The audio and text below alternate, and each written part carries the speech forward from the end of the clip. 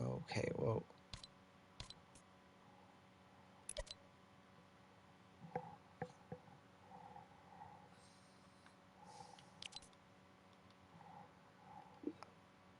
Let's see.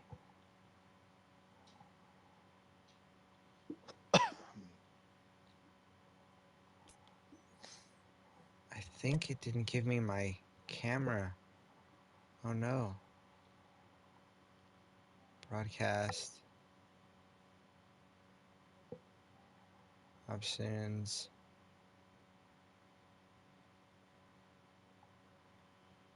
We're live, but I don't have my face here.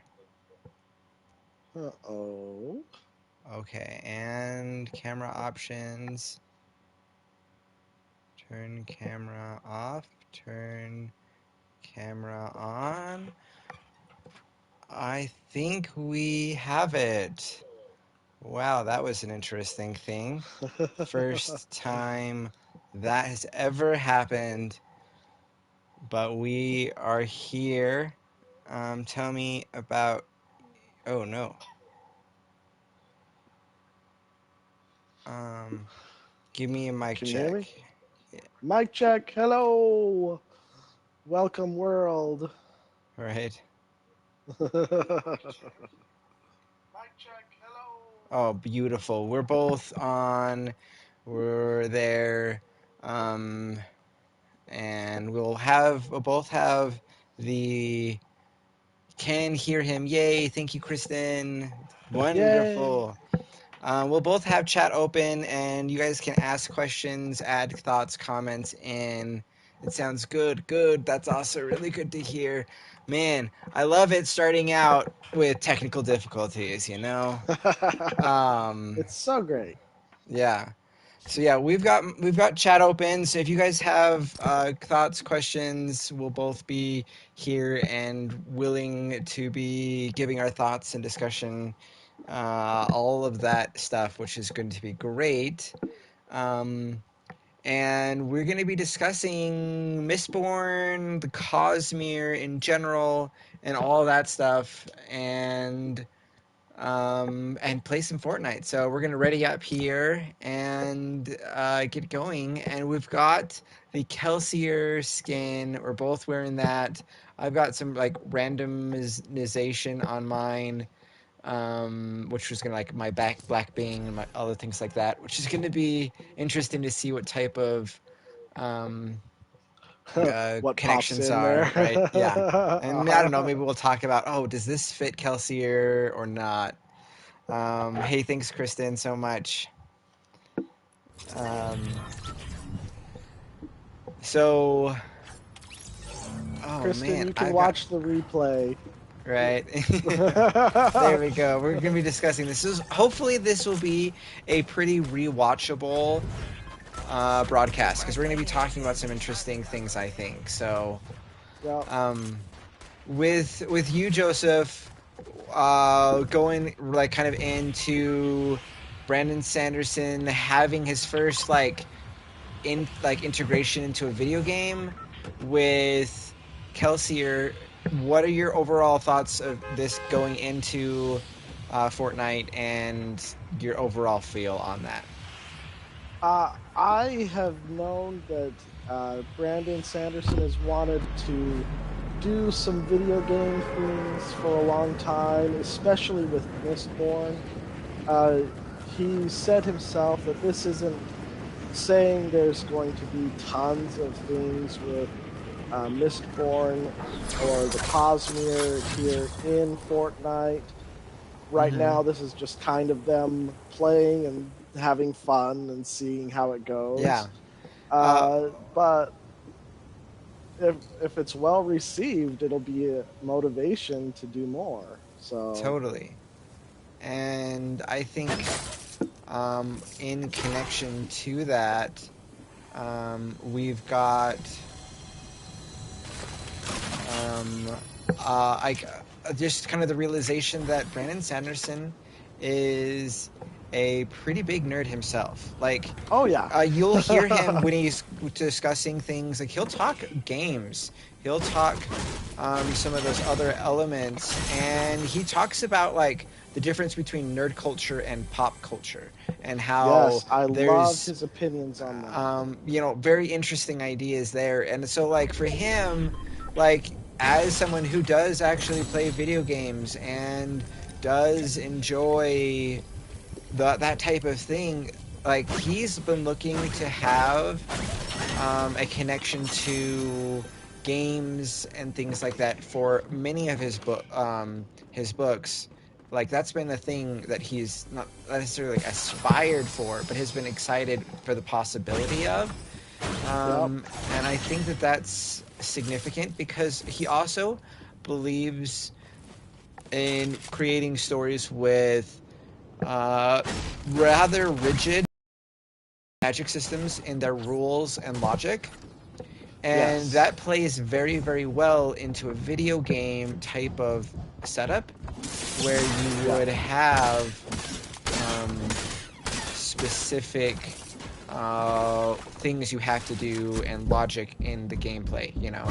Right. Where, Yeah. like, Lord of the Rings, really, when you played any of those games as I don't know if you played, like, I remember Two Towers as a kid on, like, PlayStation 2 and a couple of other things. Um, I think I played it on the GameCube as well. Like that one, you play pretty much as Aragorn or some of these other characters where they are sword fighting battlers, and you don't necessarily play as a magic wielder because the logic doesn't make sense. Right. It'd be too As much hard as I love that, yeah. to So, use the open magic system and yeah, just say, and he used magic. right? It has to be more specific than that for For a a game computer to, yeah, program right? to be able to recognize and run it. Yeah, or you have So, just like cutscenes where they just kind of like magically Deus Machina kind of moments, things like that. right, right. Um, so also I want to welcome Merculus. Thank you so much for joining in. Doing pretty well myself. Joseph, how are you doing? I am hanging in there on another trip down to Florida. So I get to spend a little time hanging out and doing a stream. So it's a lot of fun. Yeah, good. Yeah, and if you guys have comments, questions, thoughts, definitely drop those in the comments, and we will be trying to get through as many comments as we are able to, and love for you guys to join in on the thoughts and discussions. So thank you for being here. Um, okay, so beyond this, I one of the things I think would be really cool is just a straight up Mistborn game. And there actually have been, like, not necessarily tabletop games, but kind of like D&D esque Yep. games Yeah. for Mistborn specifically, because the logic is clear enough that they were able to make a role playing game that would fit well enough to be able to have that all going. And I think that's speaks pretty powerfully to the um, the usefulness of I just can't get up that hill of that magic Yeah. system is because you can follow that logic, and that's a big deal. Um, and so I think I would be really down for a Mistborn style game. Like, think about what that would look like as a first person adventure style game. You could do some really Yeah. cool things utilizing the magic as a Mistborn in that world because the logic of the magic is pretty clear. Yes. It I would be not definitely, too different than playing this. yeah, you could do that, but you'd be going and trying to sense where the magic or the metal is that you could connect with, and fling yourself to certain things, or Yep. using your tin eye, which you maybe only be able to like burn tin for like a half a moment and be Uh able to huh. zoom in And and kind of like see, or I don't know, like you could do that, and like you would maybe have to also like gather resources, right? in order to be Yep, able you to have to burn them, collect the metals. right? You could do a really, really cool game as um, the foundation of uh, the Mistborn world and universe, which is a sub universe inside of the whole Cosmere, which is something we'll definitely get into. We've got Oh yeah. a ton of things we can discuss in this. Before jumping in too much about like the magic system, Mistborn, and all of that, let's just talk Kelsier and his design in this game specifically. Like the one Yeah, skins we're wearing right now. What are your yeah. thoughts? You don't have the back bling. Get up next to my back real quick. All right, I'm gonna Let kill everyone this see. Velociraptor, and Oh, then yeah, that's a raptor. yeah, Nicely okay. done. Thank you. Okay, so yeah, All we've right. got these spikes here on the Yep, back. We've got it spikeless on me, and for yours. Yep. uh-huh. And The then you can't really spikes. see. Oh, we got storm. Time to run. We'll keep on going. I'll follow you. And the the spikes are an important part of the story, mm-hmm. uh, especially in the later stories, trying to avoid some spoilers, etc. But um, I think it's fun they made that part of the back bling, Yeah. just to make it to recognize it Yeah, they give it a as nod something. to a big element inside of the story, which is something Right. I really appreciate.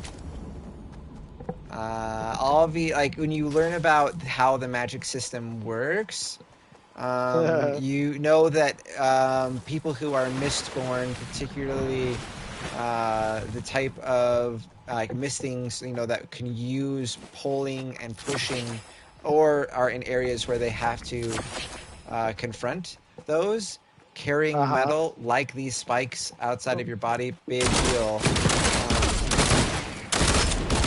But oh shoot, we got someone else here.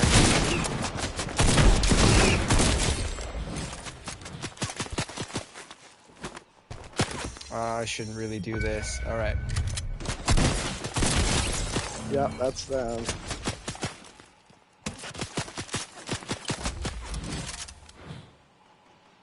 All right. Once they get around that corner. Oh, I totally got that shot. They're not down, but I can't even see them anymore. I'm getting close. Yeah? Look at you. I'm just like running around like a fool. You're in there getting the work done. Well, this could be a very bad plan too. Holy cow, Don't you see are them. They way up might have there. ran off. For Yeah, they me, ran off. like one of the big things that I cared about in having a Mistborn character skin was the cloak.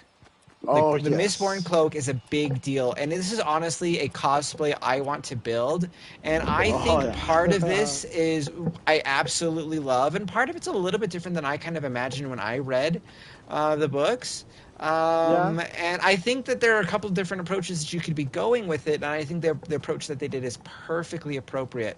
Um, and what I think, like when I imagined the cloak, I imagine it being a little bit more thinner in the strands, and there being a Uh little bit huh. more of those strands. And there's like this Yeah. top coat, and then there's like this undercoat, and the top coat's kind of like this grayish black, and then the bottom's a deeper black. I kind of imagine it being mainly just the deeper black that we kind of have at the bottom. That's my personal way that I've envisioned it.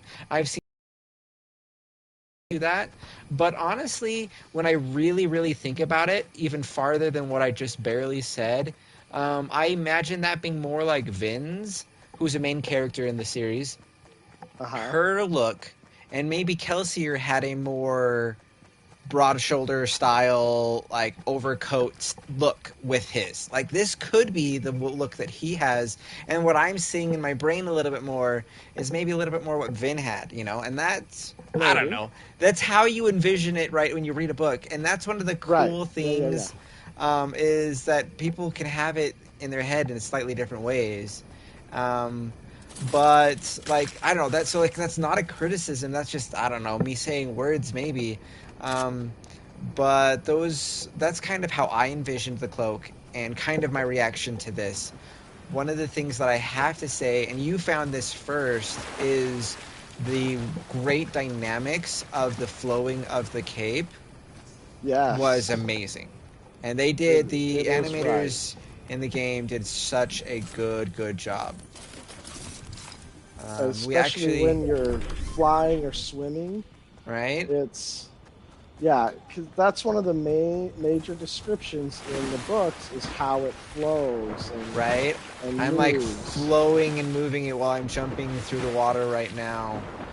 Yeah. And it is such a cool thing. And I love that they did that here. Yep, So they I'm did a going good in, I'm job with it. practically at the drop spot. This could be a death move. I'm not too far behind you. We've got Primal Shotgun. That's a pretty good stat. I'm grabbing a med kit. Car Whoa. coming up. Well, where's that car? I think it's like behind you. Yep. Got the lower one. I got the other one too. Oh, I'm down. I'm dead. I'm dead. I shot him out of the air. Oh, sixth place, not too Epic bad. shotgun. Oh man. Oh, they're reviving him too. Oh, all my hard work. Yeah. All right, Good luck, I'm going guys. Good luck, to guys. go to my locker and yeah, make sure these randomizations are up. Good. I'm got a pretty interesting new black bling. You're gonna be excited to see it. Um, One of the things that I love, like, about the books is uh, the cool universes that Brandon Sanderson builds, and I am a mega universe person.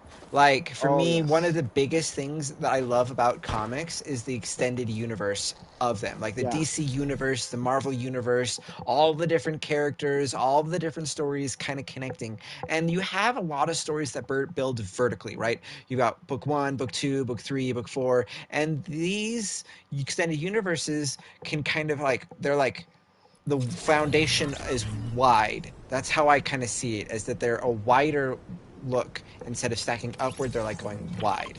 And so that's Yeah. kind of like you have with the beginning Avengers, the first Avengers movie, right? You had um, one movie that was like a number one, right? But there was like five prequels for it, and that was the first time we'd ever really Uh-huh. seen five prequels for a number one in a book.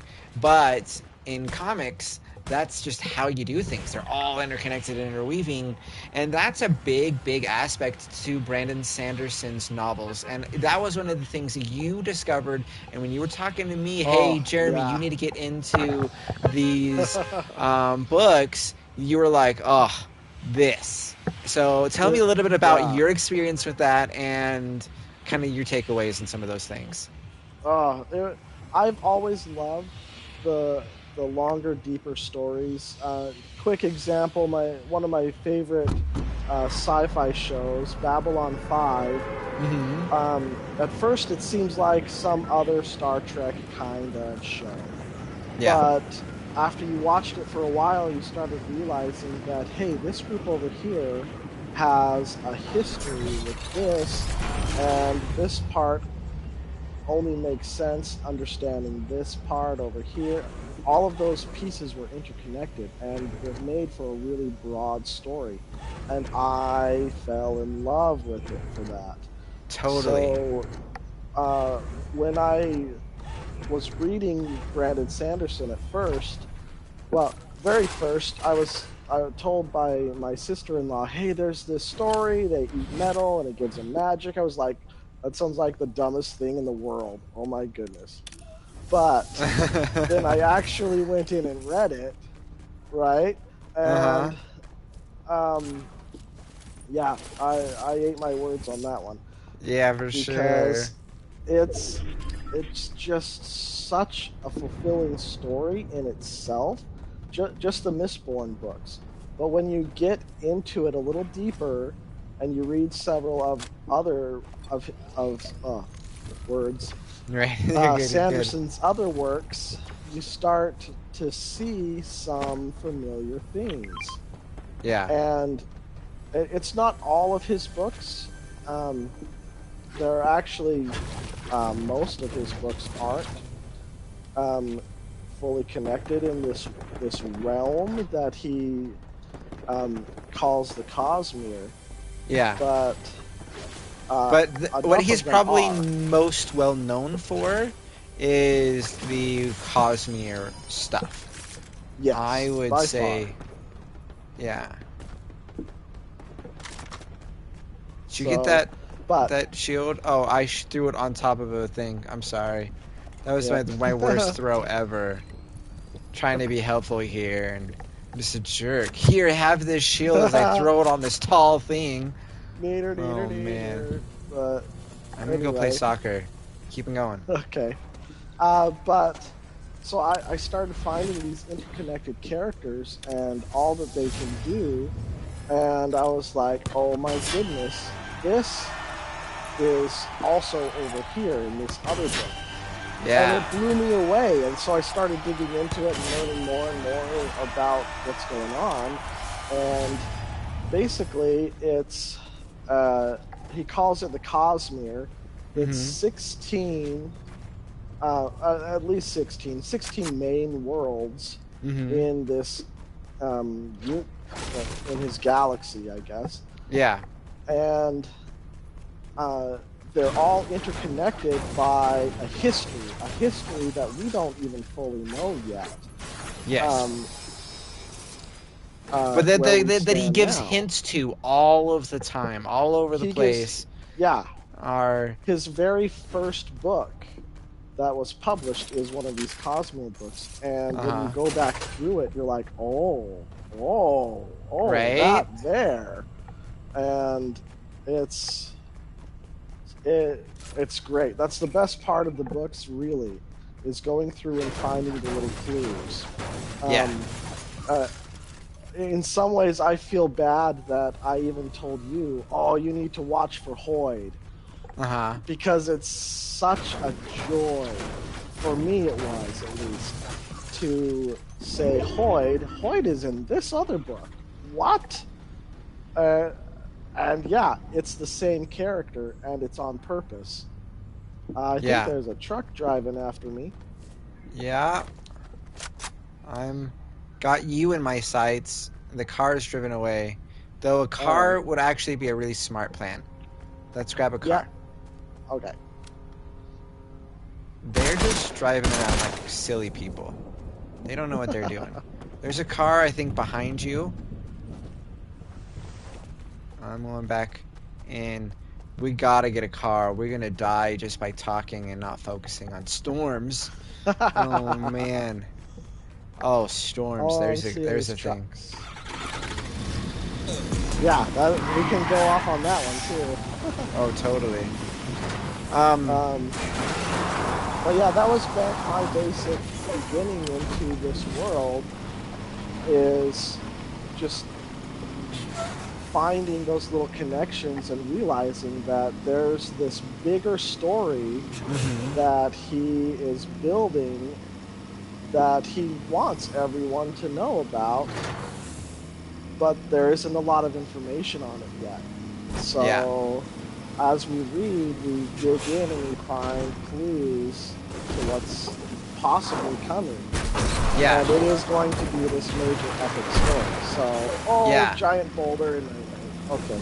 And that's a pretty a pretty fulfilling, pretty compelling thing because one of the things that you want to do as a reader is you want to piece together clues. As a reader, you are a little bit of a detective. And that's Yeah, just a tremendously satisfying thing to go in and be like, oh, this is this. Oh, this is this. You're connecting things. That's part of the fun of the reading experience. for And an sure. extended universe just capitalizes on the funness of that to, I think, a really big degree.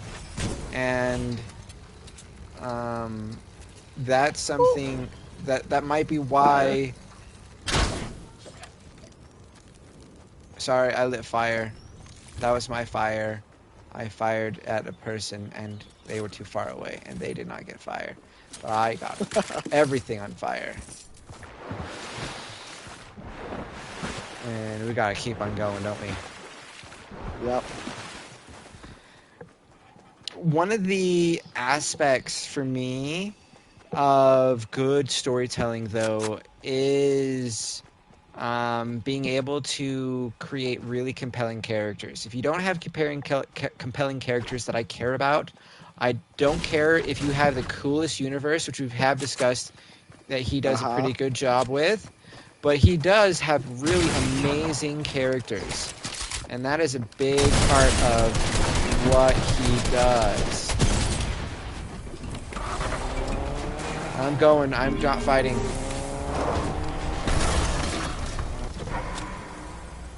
Getting out of the storm. I'm getting trapped by a car. Did you that person? They've got to be coming this way. Right? In a car. Going up the right. Oh, eliminated. Woo! Oh man. Nice shooting, Tex. Thanks. And a zip line. And a zip line, just what we need. So yeah, for me, the character Vin is a big, big, important character in the Mistborn series. That one was just a huge deal for like making this story compelling and meaningful. For Yes. you, is there one that you like just latched onto, For Mistborn, definitely Vin.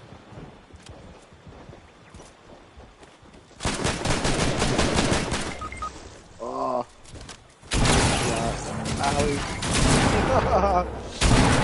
End of that round.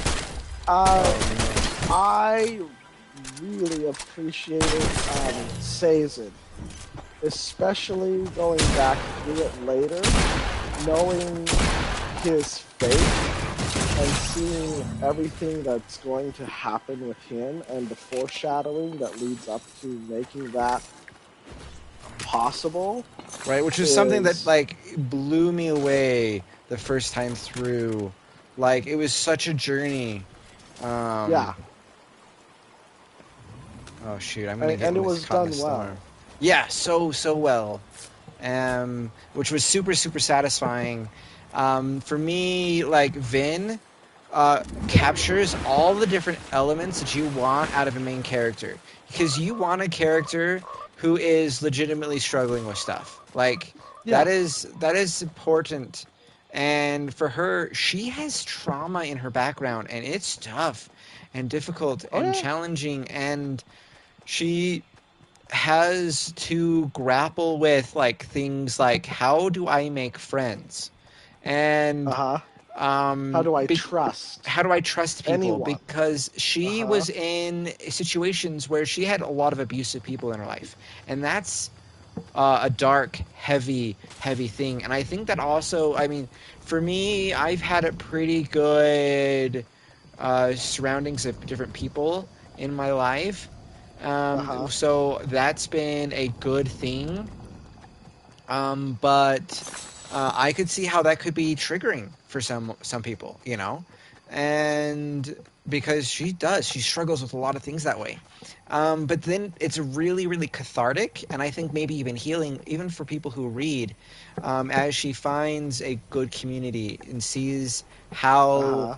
these people she can open up to, can trust, can lean on when she had to stand on herself, be strong, be independent, and Yep. not. And like one of the things that I thought was so interesting for her was when she was going through this journey, she had to try to like figure out who she was as a person, because she, what in the situation she was in, didn't really have opportunity to discover who Vin was.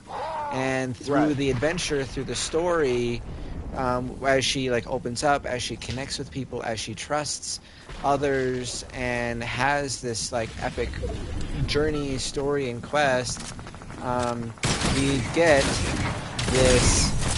Um, we get this from her, and it was a good thing.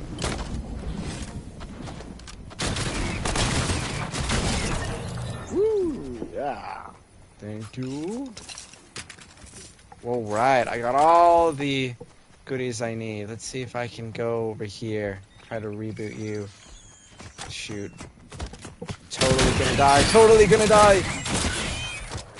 No! Oh, if you didn't have to reload. I know. So tragic. All right, Merculus, good shot. Hey, thank you. Wedge Antilles after West Hey, thank you, Merculus. What a great way to give that compliment. On a total side note, just kind of connecting to that Star Wars reference there. The one of the free games for the Game Plus or PlayStation Plus for the PlayStation was Star Wars Squadrons.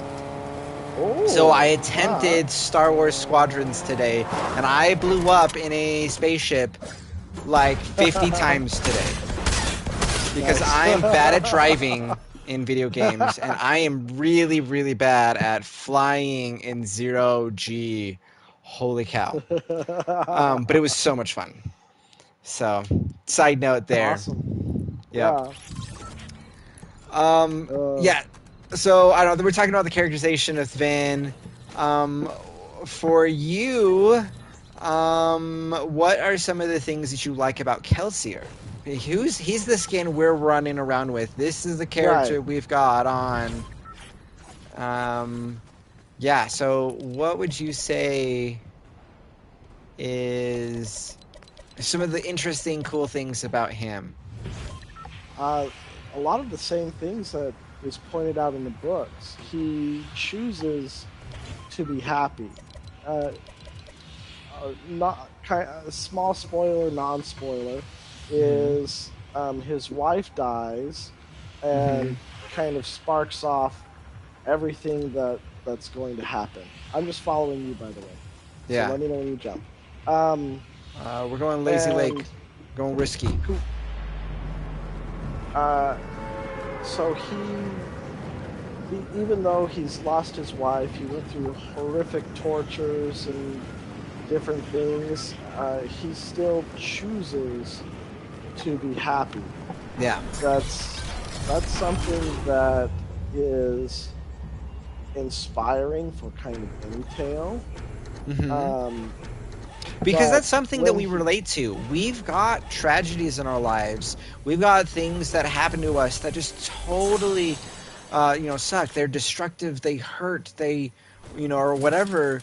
And like that's real. And I think yeah, that's really valuable for our characters to deal with those things, because I think that's one of the most powerful things about literature is that it can heal us as we go through that like together.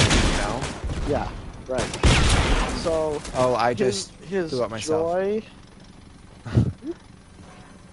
uh, Sorry. and that he trusts, and he teaches Vin, who is super mistrusting and everything, because of what she's been through. He shows her that there's a better way, Yeah, and that is to have friends and to trust them.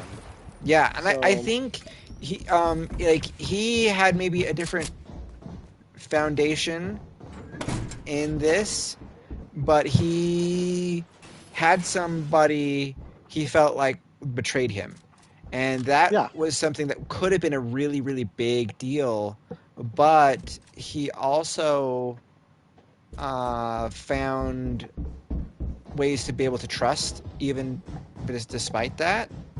yep, And that was, I think, a really cool thing, and in relationship and connection to Vin and her journey, yeah. because he did deal with some of those same things. Jeremy attempts to play Star Wars Squadron, me gleefully. He repeatedly crashed in a blaze of glory. uh, thanks, Merculus. I appreciate that.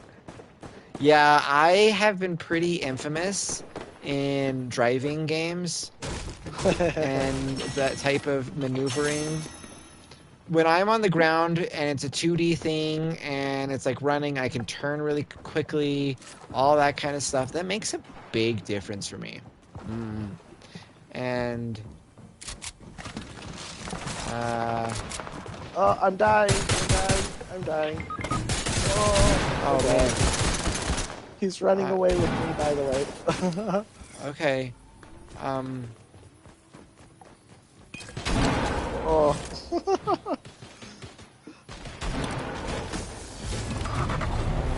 I have like no health or anything, that's so I'm okay. hoping. Is he still with you? No. Oh yeah, he Oh, is. no. Yes. Oh, it's a different guy. But I think he ran me over though.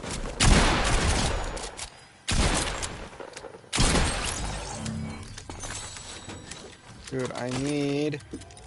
Oh shoot! No, no, just Something. kidding. I'm gonna grab your card, Thank you. and I'm going to.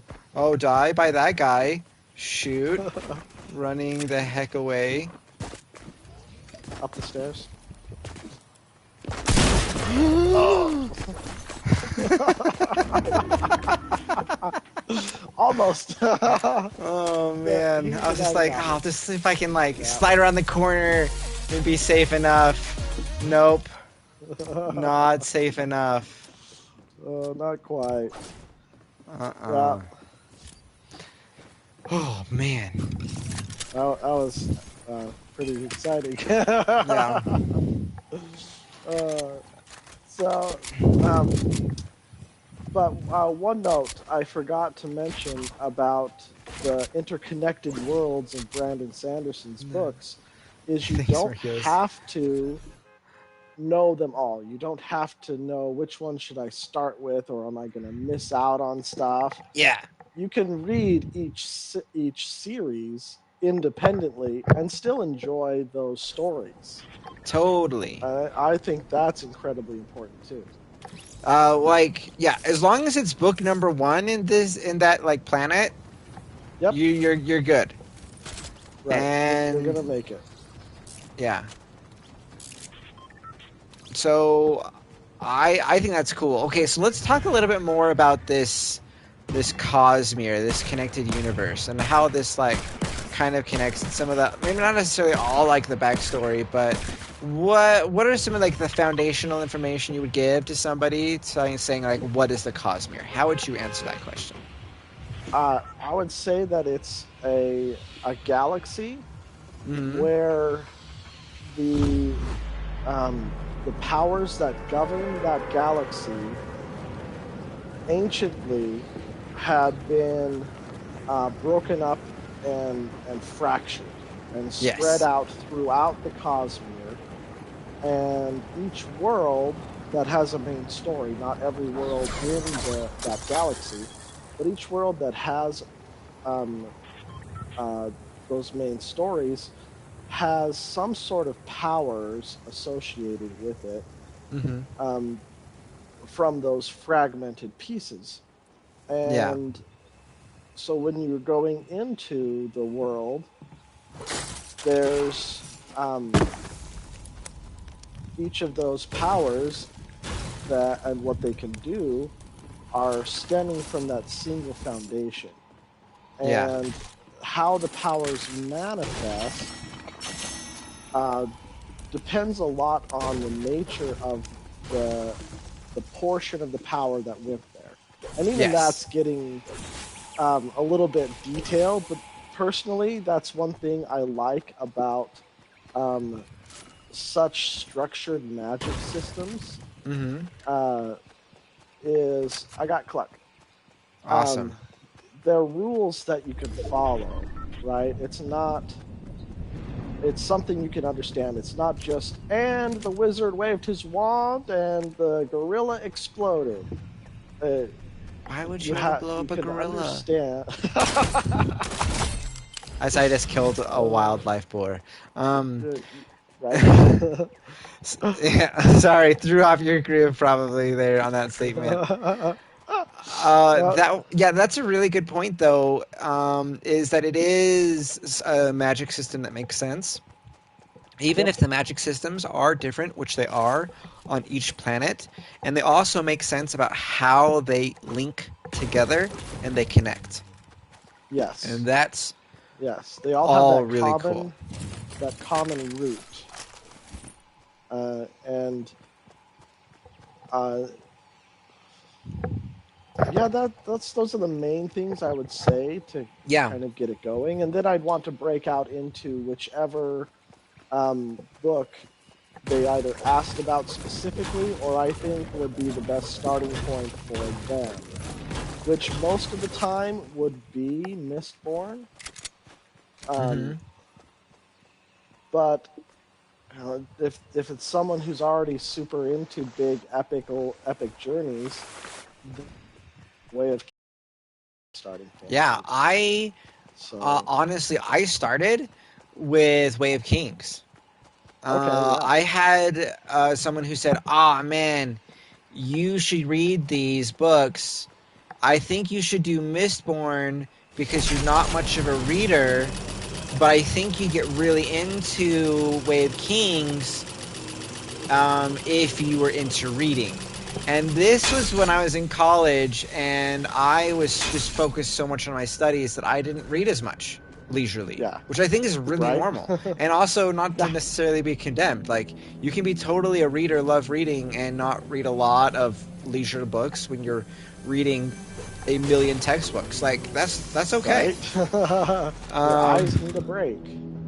Yeah, and Uh, anyways, I thought it's interesting because honestly, at that point I was like getting into like collecting books because I uh-huh. found that I like wanted to be able to have that attitude of reading, and that would be something that would be, I don't know, encouraged and uh, by me or people that I caretake or whatever, and that idea was that you have books, then you'll be able to have them to read.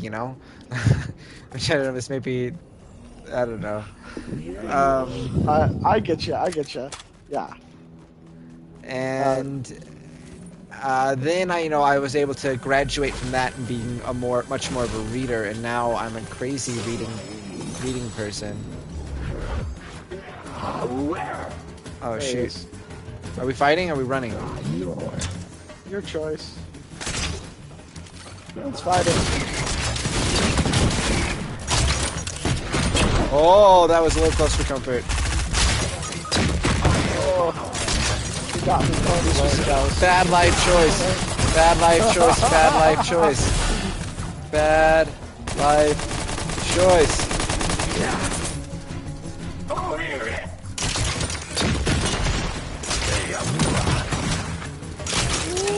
No! No! Sometimes it's nice to fight Raz and remember life can be crazy. Yeah, he died. It was Right. sad. Yup. Um, but one of the main reasons I would say Mistborn is the better place to start, even over the actual first book Mm-hmm. that he published, which Elantris, the name was escaping me. Yeah, Elantris Elantris. Uh-huh. um, is because it does have that little bit bigger feel to it. So if you're a reader who likes the bigger stories, then Mm-hmm. you've got the trilogy um, to kind of fill that hunger, and it also has the majority of the important clues that we have so far about the Cosmere universe. Yeah. So Yeah. even if you don't notice it the first time through, they're Yeah. there. So So, what would you say to somebody who is like, okay, I've heard of these Brandon Sanderson books. Is why should I read them? Why should I care? Like, what would you be? That's rough concerning the defeat. Thanks, that, Marculus. Appreciate it. Oh man. um, Um. that is a great question. I would say it's because of the quality of the story Mhm. founded on the characters. Like you were saying before, you have to care about the characters. And in all of the books that I have read from him, you care about the characters. You want to Yeah. know what's going to happen to them. Yeah. And it's, yeah, the quality of the story, I don't think I've found anywhere else. I know I'm going to get some hate on this one Mhm. because of difference of opinion, and that's fine, but I think it's even a far better story Which one? than Wheel of Time. All of Brandon Sanderson's Yeah. stories are better stories even than the Wheel of Time, Which which many is people a argue, capstone greatest ever fantasy book kind of, thing. right? Yeah. Yeah, and that could boil down to personal preference even. But, Sure. I would. you know, Ooh, wow. I think. I think I would agree. Yeah. I think I would agree. And I so, love Wheel of Time. I have read right? all 15 books, and these aren't tiny books. These are huge books. You read the series, and you're reading over 1 million words. I think it's not even over 2 million words. Like these it's an are big, investment. big books, and I've read them like all like 4 times through, beginning to end, That's commitment right right? I there. love Wheel of Time. And saying that, I would have to say, yeah, I think that Brandon Sanderson is a step notch just above, in my Yeah, opinion, and he from would that. probably even disagree with us for how much he loves Robert Jordan. Right? But Like, that's what's so interesting is Robert Jordan was one of his major inspirations yeah, to writing, to reading, to fantasy, to all that stuff. Like, that was where he, as a person, started out. And after he finished his first book, what's amazing is he got to actually help finish the right. Wheel of He Time finished the series. Wheel of Time.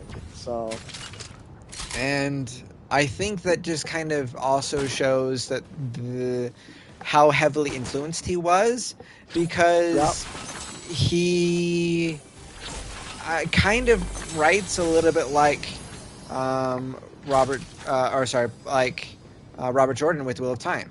I would Yeah. argue that they're pretty similar, Yep. So, but yeah, the that would be my answer for sure. Is just the quality of those stories. right? Um, because when you're going to invest the time into reading a book, whether you're physically reading it or listening to books like I do the majority of the time, Sure, which is um, totally a legit way yep, of um, consuming literature. it it's an investment. It's a lot of time, and you want to get good value out of your time Yeah. that you're investing in it. So for me, I'm incredibly picky about the books that I read, which is kind of sad in some ways because there are so many good stories out there that Uh-huh. I probably won't read just because I'm not feeling it at that time. But since I started, Brandon Sanderson's books, it's opened me up to a few others. Dresden Files that you recommended to me. Oh my gosh, yeah. Um, you know, uh, I've become a little bit more open in my reading Mm-hmm. um, because I can understand. All right, there are good things. Sometimes you just kind of have to muscle through the beginning. But Honestly, I had like a little bit of a trepidation on reading. I would say, like picking up a new book. Like I was like, I don't know, always like intimidated. Like, will this be a good book that I will like, or will this be something that I will, I don't know, enjoy? I don't know. I don't know why getting a new story for me for a really long time was kind of a scary thing. Like, I don't know, like, is this going to be worth my investment? I don't know if it was necessarily, I don't know that, but like, getting through Brandon Sanderson really made it me excited about reading and books a lot more, to the point uh where huh, I decided that I wanted to I don't know, explore more and try more when it came to reading and books. So that's something right. I'm really grateful for, is gave me some of that kind of expanded point of view. And yeah, I don't know why books were scary for me when I was a little bit younger, um, but they were. Mm. And now I'm just like, Uh ooh, huh. that sounds interesting. I want to give that a try. And really, the only thing that stops me is time, because stories take time. And I think it's fair to be a little bit picky, like you were saying, because it takes an investment. It takes investment of time and also the resource of money. You know, whether you're Right. going to be listening to it or buying it, like it costs money. And yes, you can get things from the library, and that's super, super 100% legit. And if you Yep. are a mega reader and you never buy a single book in your life because you can utilize the library to this maximum ability, like I say power more to power to you, you, right? totally. I But love libraries, but I can't use them. uh, it takes me too long to get through a book. I uh-huh. might as well buy the book from all of the fees that I have to pay the libraries. Yeah, yeah, there you go. So, For me, I have like a hesitation towards books. I think it's like a micro trauma thing, like micro trauma. But where did the world are you shooting me from? Oh, there you are. But when I was a kid, I got a book from my school library and lost it or something, and I uh, was traumatized from this situation of that. And so I was always afraid to check things out from the library, which is funny. Um, but I've since dealt with that, and libraries are my mega friend now. Um, but I love owning books and having them and being able to enjoy them. And so whenever I can, like my excess money, which granted, I mean, I'm not the most lucrative person in the world, um, but my excess money goes towards books, be it comics or novels or I don't know, tabletop books with cool things in them. Like I just all of it. I'm all about it. And there's so very little more satisfying than going through an amazing story. yeah. I really every time I watch a new movie that looks like it's going to be amazing, Hmm. uh, it it's so satisfying to Yeah. start a new story, and and every time I'm I'm definitely in the Brandon Sanderson fan club. I keep track of his writing progress, his uh, what books are coming out next. By the way, Mistborn, the seventh Mistborn book, which is in the right? second set of books, Which is comes out it's next spring. which is like a separate time period, So, which is a pretty cool thing. ooh, nice. You want that? Yeah. Oh, I would love that. I'll let you have. I'll let you have all that stuff. Have it Oh, you're all. so kind. I don't need the Man. med kit. I've got 2 slurp fishes. I think I like 2 slurp fishes more because they're so fast. All right.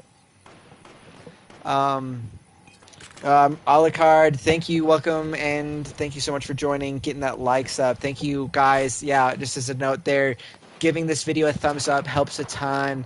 Makes it so more people are able to notice, and then we're able to share our good conversations with more people, helping the community grow. So all of that super appreciated.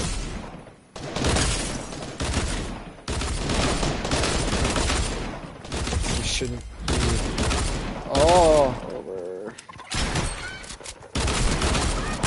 why do you load so slowly? Ugh. How you doing? Oh, you got Good. full He health, was, full everything. yeah, he was just over the crest of the hill for me, so I couldn't help with my new cool gun. Oh no.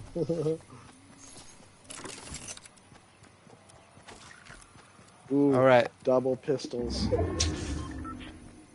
Thank you. Yeah. All right. I got done with that quest pretty a little while ago, so I'm just, if you need it, I'm, here to help give you that to you. Oh my gosh, Cool. I'm getting beat up by a pig. They call me Mr. Pig. Does damage to animals count? Uh-huh. Sweet. Yep. So hopefully we get you all that in there. Beans. Okay, so let's talk a little bit about the magic system and specifically Mistborn series Okay. because it's on the surface level bizarre, Right? but When I first heard about it, like I thought it crazy was cool. ridiculous. Yeah. Yeah. Oh, it makes so much sense. As a magic system in a fantasy book. Uh-huh. If we tried it for us, we would, get poisoned and die. But Right? go for it. Go for it. Yeah. As a quick note, we're gonna jump topic, then jump right back. Alucard asked, what are our thoughts on the Horizon Forbidden West gameplay trailer? Oh, Have you seen that, Joseph? I did watch through that. Yeah. Wait, wait. I I've been watching you play it. You got me into playing it. I'm most of the way through. Well, most of the way through the beginning of it, I should say. Behind us, there's that. They're everywhere. Shoot, I just lit And everything on fire. oh, you lit me on fire. Oh. Yeah, so good thoughts there. I was really excited. I thought like the smoke bomb thing was pretty cool. Made me dead. It made me think of the Batman games with like the smoke pellet. And I was like, okay, they're kind of maybe utilizing some of that type of gameplay style and aesthetic. And they were just doing some really cool things of expanding the way that they were going to be able to make her be able to do new things instead of saying, oh no, she has to relearn how to do these certain skills, which there'd probably be a degree of that because it's a new game, right? It's a different game, yeah. But they were like, here's a bunch of new expanded abilities and skills that she can learn and develop for, and that was just so exciting for me. There's been a little bit of Twitter conversation stuff about her. There was a image that was taken that was kind of like lighting, and she was kind of bent funny, and so it makes her cheeks look a little bit more full. And then there was this guy who was actually trying to like make fun of how people want to have like a perfect looking girl in a video game, and kind of did a mega Photoshop job on like kind of just did an art piece and made it so she was like glamored up. And a lot of people have been like saying, "Oh man, why does this look so cool? And why did she gain weight? Or why did like all this other stuff?" Like, there's been a lot of commentary and stuff. And I think overall, on the big debate on like should girls be like idealized in games or should they just look like humans, I'm on the side of the humans. I don't think that like apocalyptic girl is going to be glammed up with all the perfect hair and makeup and all of that. That just doesn't make sense. And also, I think that she's a gorgeous character. Um, Oh yeah. I I don't think that she doesn't look idealized. I think that she's a fantastic aesthetic. Um, and I think that she is. I don't know. I think that she's doing. I think that what they did in the game looks great, and I am all for it. And I don't know. Maybe that's part of me like my pro feminist stuff. I love kind of like that equal view, representation, aesthetic. Like, I mean, if there's a character who is all about being glammed up, and that's a part of who she is, dude, do it. Right. If Represent it you know correctly. if Yeah. if that character isn't that kind of a character, then great, then they don't have to be. And I think the problem is sometimes when we're trying to say why isn't this thing something else, Yeah. and I think that's a big problem with people, and saying, oh man, you'd be perfect or great if you were like this rather than who you are. And like with Yeah. Aloy as a character, she's a hard fastened adventurer who is not going to necessarily be all dolled up, And you know what? If she gained a couple of pounds, then honestly, that means she's doing really good in her hunting and adventuring, because in that Right. um, uh, era, if you've got a little bit of pounds on you, a little bit of weight, you are going to be fed and taken care of in ways that a lot of people might be struggling because they're in a somewhat of a nomadic society period. And Yep. so, like, that could be them showing, hey, you know what? She's starting to be a little bit more successful in life. And that, I think, that represents some great things. And honestly, I think most all of that whole thing is that they just got the worst angle, the worst picture that they could from the entire thing, worst lighting, whatever, and made it so she looked as least appealing as possible. And then they had this contrast in order to be able to stir up this controversy, which is Right. maybe, I would say, not really justified. No. But It's. yeah. I don't like it when people are trying to make a big deal out of something that's not a big deal. And Hmm. like, dude, it's a game. Yeah. But like, then is there worthwhile things to talk about? There, I think Oh, there can yes. be. Yeah. I like. Do you need to have all your characters be that the older style Lara or Tomb Raider? No. No. Definitely But not. am I like offended that they have this like idealized pretty adventuring woman out of Tomb Raider and they decided to go for that? No, I think that's great. Now, if that was the only thing we ever saw, then I actually would have a problem. I'd say no, then we have a thing. But could there be an Uh-huh. idealized adventurer woman? Sure. Yep. And they did it, and it was cool. And then they said, you know what?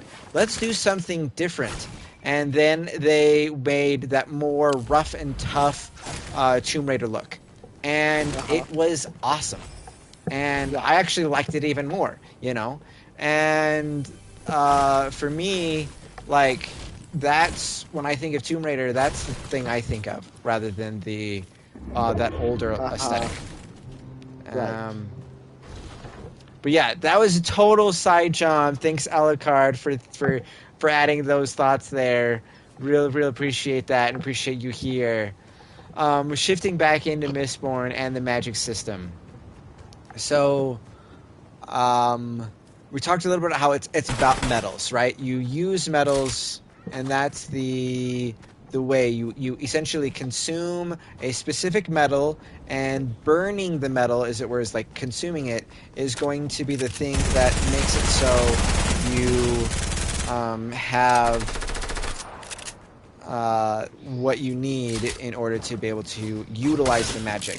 And this is important, I think, in the aspect of having limits, because you need to have limits, I think, in order to tell a compelling magic system story. Um, because one of the things that your character has to do is struggle. And that means Yeah. if they could do all of the things, then they like, magic can solve everything. That's the convenient great thing about magic. But if magic can't solve all of your problems, then you have a different story. You have a different scenario. And that, I think, is even more compelling than just having magic that solves everything woo hands. And that is Right. something we do not get in Brandon Sanderson's books, is Right. the wave your hand, solve your problem. And I think a big part of that is because he is a good storyteller. It I'm going to is. argue He that. understands he understands the need for character growth Yeah. and change and No, conflict. And it doesn't even have to be huge and profound. yeah. The character Ham, his growth throughout the story Uh-huh. is fun.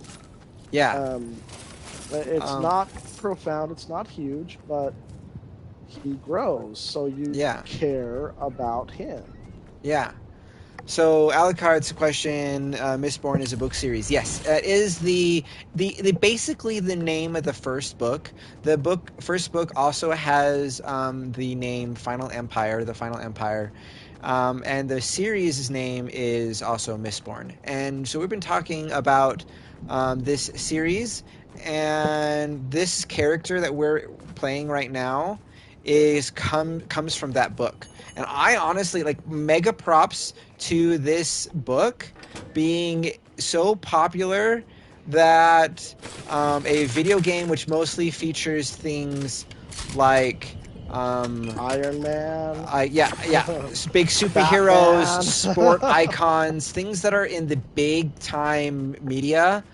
I don't Right? know of like there could be, there totally could be, but I don't know of any other book characters that were so cool and so popular that they were like, yeah, let's do it. Let's make that deal, and let's make this a character that people can buy, and that we expect that people will buy because they love these books so much that they will be willing to pay money in order to be able to get this as a playable character in this video game, right? Yep. Like that's that's a I think that's a big deal. Um, It's a huge compliment. I'd love to see Rand show up in here. right? Oh my gosh. Okay, that is a character I want to cosplay. I also want to cosplay as a Mistborn, not necessarily Kelsier, but just as a Mistborn. Uh-huh. Because I think having a mist cloak would just be the most fun thing. But Randall Thor, right? This is again one of the biggest fantasy stories out there, and yet, what got here first? Right. Mistborn character Kelsier or Randall Thor from the Wheel of Time? No, I think if the Wheel of Time book adaptation on Amazon is big enough, is successful enough, we will see Rand come and make it Well, here. yeah. It's being built on Amazon right now. I love this book series so much, and we'll see what happens. I think they were greenlit for the second season already. I Wow. also have heard some commentary like there's a brand new random character that's going to be like traveling with them that did not fit in and did not work with um, that at all inside of the books. But Amazon's like, yeah, we're building a new character, and I'm like, I don't understand, Right? You need, what um, more do you need? right? But maybe I don't Yeah. know. I don't know. We'll see how it goes. I'm excited. I know it's going to be a little bit different, but I've read the books like already, all 15 books on the Wheel of Time series, 4 times, going in on my fifth this year probably, and so it's all good. Um, yeah. But Okay. Uh, back to the magic system of yeah. Mistborn. Yeah. One of the things that kind of makes it interesting is it is hereditary. Uh Um, huh. it's hereditary and economic at the same time Yes. because some of the metals are like gold that are the fuel for this magic system. Right. So it's hard. Yet there are other things that are more valuable in gold when it comes to precious metals, Yes, because they um, were their usefulness, right? right. The powers they could give to Because the the values we magic put users. on precious metals is completely objective. It's Oh yeah, um, uh, it's I've got I need 3 more grenades. Then I can have Splody Bow. cool. Um, so we had a question, a thought here from Merculus, kind of linking Avatar's Airbender, which is a little bit more of a strict magic system, so I think has some merit in relationship to the conversation. Yep. Um, he says this: would not bending Avatar be a form of magic shoulders in Enigma, yet unable to be employed in every circumstance to immediately resolve the conflicts in one's life or in that of another's? I think that's an interesting thought there, because one of the cool things that you have with a strict magic system is it solving everyday problems. And Avatar, we get to see that take place in multiple ways and forms. And that's cool. And it can be used because Avatar's system, though not the strictest magic system, is relatively strict. And oh man, I've got that guy twice. Both times he used his shielding. Closer guy on the bank. Yeah, I'm trying to get him to take that guy out, but he's kind of working for us. But I don't want him to get my kill. Oh, I got him, headshot. Nice. That's one of the nice things with people in the water is you can only see their heads. All right, what do you mean by magic? Oh, okay. We're gonna have to use some term definition stuff here. Yep. Oh man, I've shielded this. I've got this guy's shield like 4 or 5 times now. Is he still in his little house? Right. What do you guys think about mean by magic systems? Okay, so when we're talking magic system, we're talking about the rules and functions that a story has in utilizing magic, whatever the X factor magic woo woo is in that story. And so, in Lord of the Rings, you don't really have a very strict magic system. You have people who are wizards who can utilize magic. And then you have items, specifically rings, that can be used to help do magic. And so in Avatar The Last Airbender, for example, the magic system is bending. And you have the different elemental aspects of bending that's used. That is what we're talking about. And so here in Mistborn, what we have as the magic system is we have a group of people who have a special ability to use the essentially consume metal, and there'll be like certain things like um, tin. If you eat a little bit of tin, and you are a mistborn or a misting that can use tin, then you can see better, and all of your senses are amplified.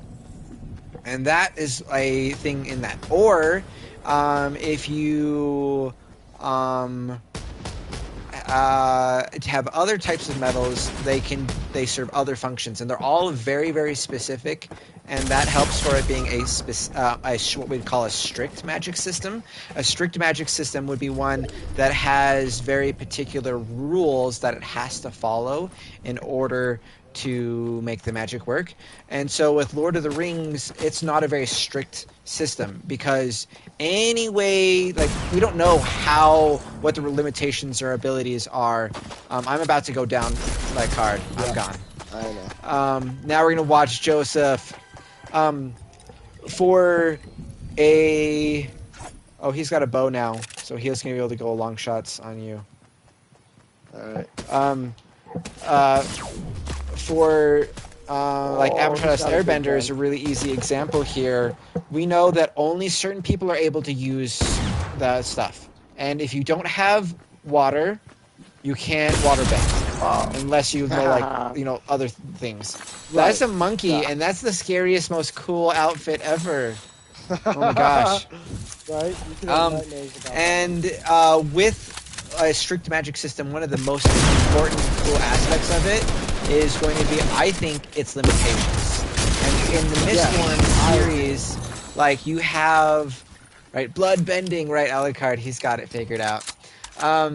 You've got, if you don't have the metal, you can't bend, right? So if you are a individual who, like, one of the things you can do, that's most iconic, is you can push or pull metals, and that's actually two different metals that you have to be able to consume.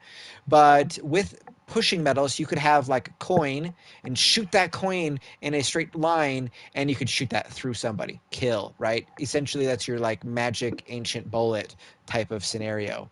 Or you could use it to be able to push yourself away from a metal object. So you could use that essentially to fly up into the air if you had something where you was on the ground and you were flying it away.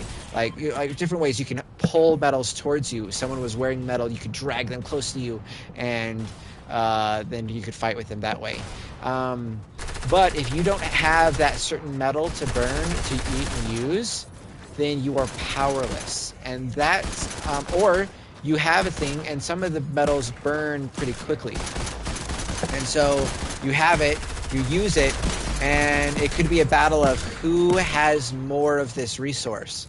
And also, one of the things that I think is cool, and also how this links specifically kind of towards the Avatar: The Last Airbender idea here, is how the magic system works in the economics of the world. You have people who use their magic in a strict magic system in specific ways to help it, because the magic is integrated in how they live. So in Legend of Korra specifically, you've got people who've now learned how to bend lightning, and so they're charging batteries and fueling systems, and they're part of the like ecosystem of the electricity inside of the world, and that's super cool. And then you have people who use their other bending in different ways. And in Mistborn, you've got people who can use and have certain skills. And like essentially, like a Tin Eye is a good example. They're a guy who can see really well or have really heightened senses. They can hear really well, and so they're really good as scouts or lookouts. And you've got people who are called thugs, and they use pewter or pewter arms, and they can make themselves really, really strong and take a beating, and so they're really good as guards and so forth. And the way that the magic system works affects the economy because certain metals are more valuable because of what their magical uses are, and they have specialties in what they can do, so it affects careers and businesses and how the whole economy of that world works. And I think that's really, really awesome. What do you have to add to that kind of idea right there, Joseph? That was pretty thorough. Yeah, the magic systems that are built up. That was one of the first things I fell in love with was how Brandon Sanderson uses those strict rule-based magic systems because um, it. Oh, Yeah, I got myself dualies too. Um, good. okay, so Sorry. Oh, there we go. Fought him. Um, we've got action already. Yeah, so like there's another comment about kind of connecting the the let's hey, I revive you. completed the dual pistol quest. Hey, congrats. Um, Thanks.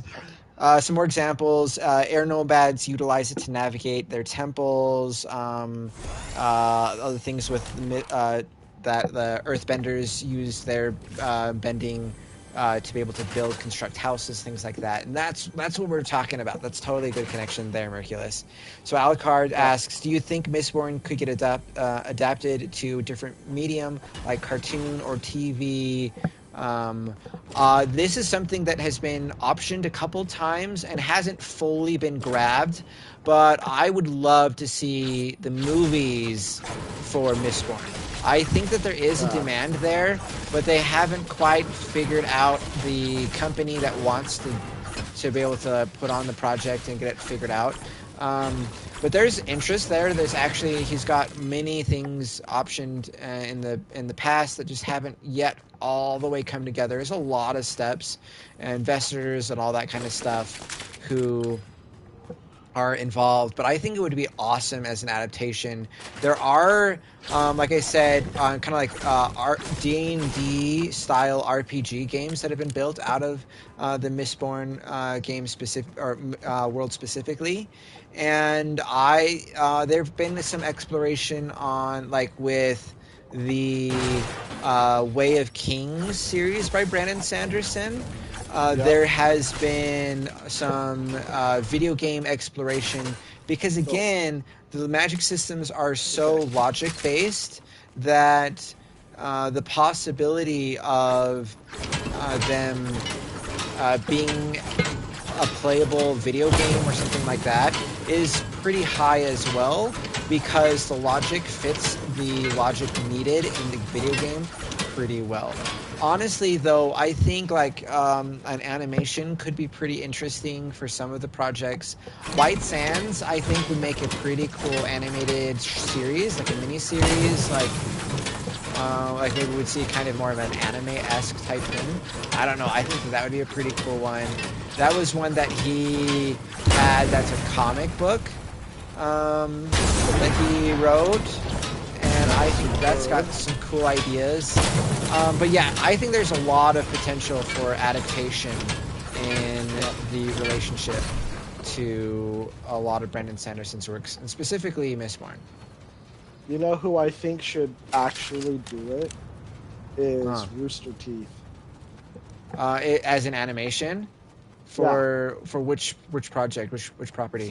for all of the Cosmere, I Yeah. think how well they've done Ruby and everything with Oh man, that this is a brand new story, idea. right? That story has similar depth, Uh huh. so I think they could do the Cosmere correctly. Yeah. Yeah. Um, right? So I really think that Rooster Teeth should take that on, That's starting with fascinating. Mistborn, and then they That's have to get Lindsay Sterling to write the score. yeah. You think so? I don't Interesting. I don't know what it Interesting. is, but every time I hear most of Lindsay Sterling's music, Uh I huh. think of a mist. I think of a Mistborn flying through the mist. Interesting. Uh, That's fascinating. These are all brand new thoughts here. Got a question here, Alucard. How can I donate to your channel, bro? So I do have a Patreon. If you go to patreon.com/nerdmorning, you can do that. And I don't do an incredible amount of things yet on that, but I am eagerly working to be able to make that a platform where I do more things and give rewards and stuff like that for you guys. One of the things that you can do on there and is a big aspect of kind of how you can do like what you can get out of that is you can help pick the games that we play here. And I like we did Uncharted and I've been going through that series in part because my patron that I have on there said, "Hey, yeah, let's do that." Oh, headshot through the window. I feel powerful right now. Um, so there's yeah, health that's stuff I something could use help that if with. you are interested in being able to support me on my projects, that is an awesome way to do that. I have been looking into other things like coffee, which is a way you can like essentially buy someone a coffee by doing a donation here or there, and I might be looking into that or some other options as well. Um, but right now, I have the sole way, which is through that Patreon. So yeah, thank you, Alucard. And if you are able and willing and interested, that would be really cool. And I'm trying to be able to make it so most everything I'm doing is completely accessible. That there's no real like gate um, between accessing content. Um, and as I continue to try to grow out the platform, so uh, for the $13 one right now. Wow, Alucard, thank you.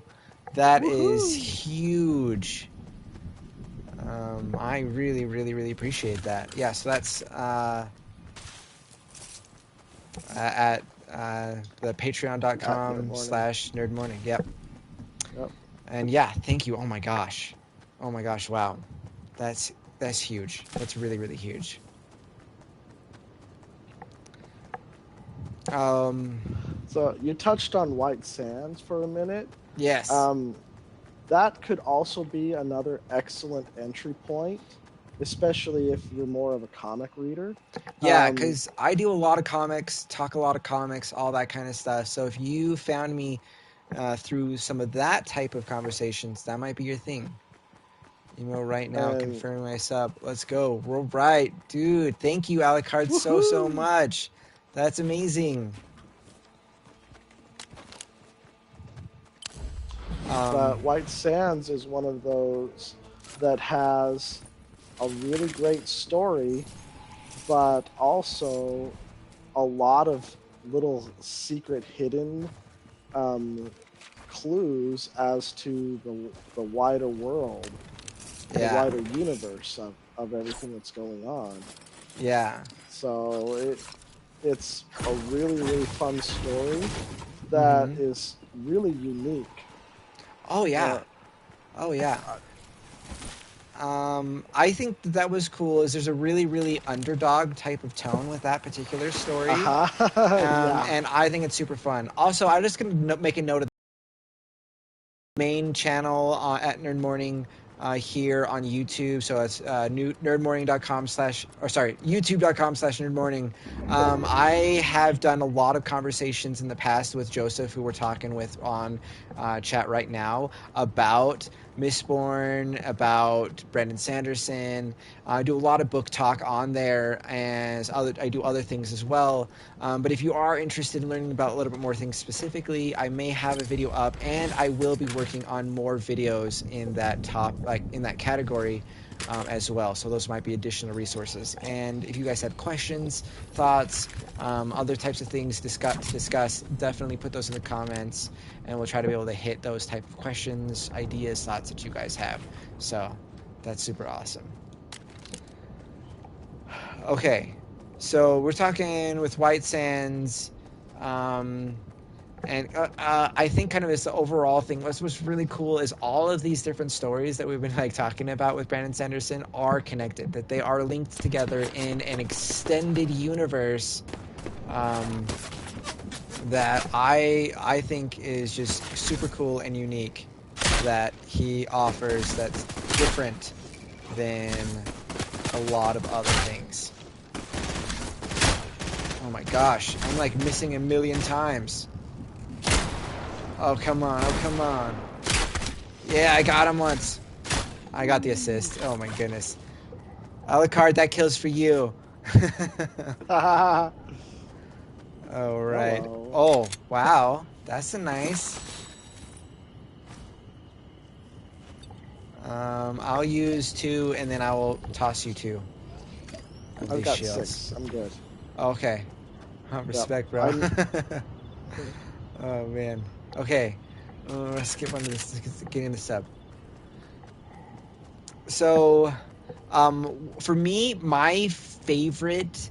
Okay, Mistborn is my number 2. I love this series. Oh my gosh. But my absolute all-time favorite is going to be ultimately Brandon Sanderson's Wheel of Time series, and that is Wheel of Time or Way of Kings. What I'm saying is that Way of Kings is going to be Brandon Sanderson's Wheel of Time. That it's gotcha. just gonna be his big universe, or big series that's gonna last a little bit longer. It's not just gonna be a little trilogy. But I'm crazy about that story. Oh, I just want to like give a premise. Mistborn, which we should do. But the premise for the series of... Oh, gosh. Oh, gosh. I'm coming. Ah! Died. All right, now I'm going to be able to focus on telling this. So... Okay. In the Way of Kings, you have a cool magic system where there's a storm that rolls through the entire planet, and it charges up these stones, and they're so cool because people can use these, like the energy, the light of the storm stones, in order to be able to breathe in that energy, that light from the storm, and use the magic. And you have this character who's really awesome. You learn about him. He's this like war hero, upcoming Stark general kind of guy. He's this young kid, and he's just amazing as a fighter. And then at the end of that first like chapter of we see him there, the next time we see him, he's in a slave trade trail, and he's going to be sold to somewhere, and ultimately gets sold to be what's like the front lines of a big epic battle war. And dead. And it's just so compelling at first as well, because you're like, how in the world did he get from like becoming this like amazing warrior hero person to essentially just being this slave and having to be like pretty much just like human fodder in order to be like the front lines to this epic war. And then you go through that, and then he like discovers his magic and has this like will to live and to fight. It's amazing. One of the greatest books I've ever read. It is a big book, and so if you aren't ready for a big book, Mistborn's a lot smaller and is maybe a little more approachable. So Mistborn, the simple premise, oh gosh, is it's not a simple premise. Right, no. I'm going to say this. The idea that Brandon Sanderson had when he wrote this was like, what if the bad guy won? what if, um, What if, like what if, Sauron got the ring and right? and defeated Hey, Frodo and like thanks. all that, and then for 1,000 years was ruling the whole planet. What would that look like? And that's where you start out with Mistborn. And essentially, you have a group of people who are somewhat like revolutionaries. They are trying to be able to fight against the kingdom with the ruler who's essentially seen as a god, and try to say this guy isn't, and we should take down this lord ruler Go. and be able to free the world from the ultimate ruler and leader. It is amazing, and the magic is so cool, and the character is just like, they're my heart, like it's such a great thing. Yeah, guys, we're big Brandon Sanderson fans here. If you haven't found out through this stream, and it's, I don't know, there's a lot to get out of that. Alucard, that's sick. Yeah. Oh man, such cool stories. I've got the guns, so I'll go in front. Okay. We'll find you goodies. Or should we go straight down, or should we zip? Oh, let's go straight down. It's All right. always more exciting, and there's more stuff. And there's more stuff. And we like our stuff. Looks like that's. Is that just we can ammo? be safe too. Not try to go. Ooh. There we go. Yeah, go for that. Thank you. Hey, a bow is a bow. Hey, Here's a shield. Oops.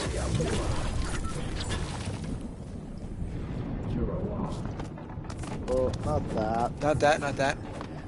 When did I first one. hear about Brandon Sanderson's work? I first heard about Brandon Sanderson's work when I was in college. I've probably known about his stuff and read his stuff now. Because it was probably my tail end of college. So for me, it has been maybe 7 years.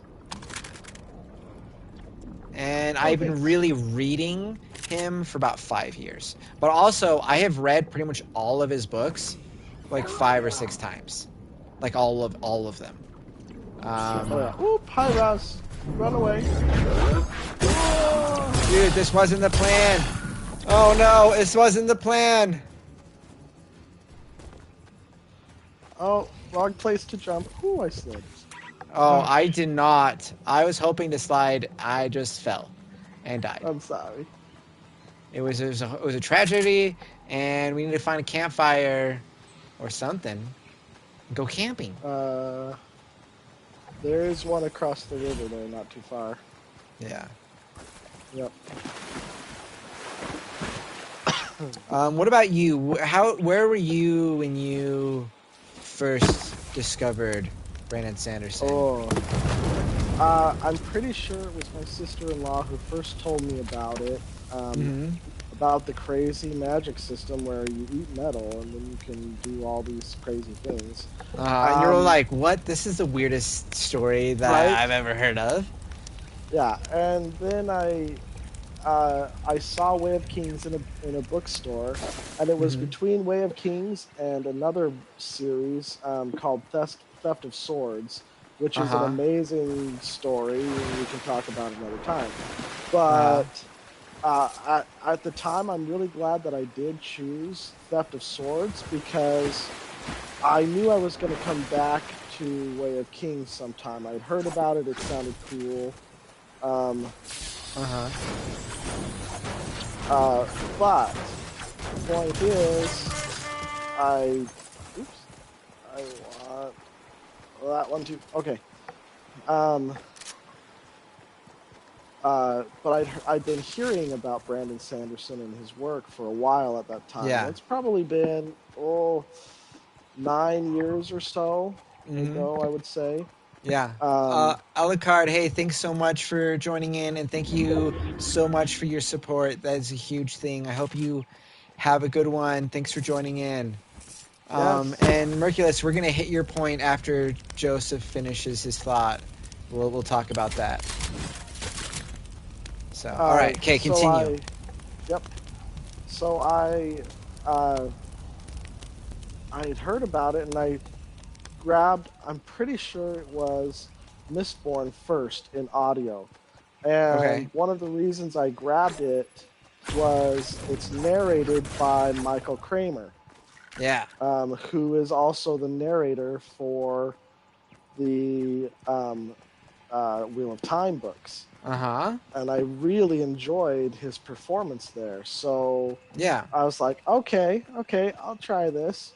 And oh, yes. And he and Kate Redding, just like Wheel of Time, also narrate uh, the Way of Kings books. Yes. So it's for how amazing he is, just at narrating books. That's high enough recommendation for me most of the time. On Yeah, and to and choose a narrators, book in some there. have pick and choose between what they're wanting to narrate, right? They can say yes to a job or no to a job, Right. and um and when he's interested in it, I'm usually interested in it. I have Yeah. found, Yes. but yeah, that's interesting. Um, yeah, I had a friend in college who was obsessed with Brandon Sanderson books, and I was like, okay. And because school was sucking so much time in and energy, like reading energy, that Yep. I didn't really get to it till kind of like I was wrapping up with college. um, and then I was like, wow, okay, this is super cool.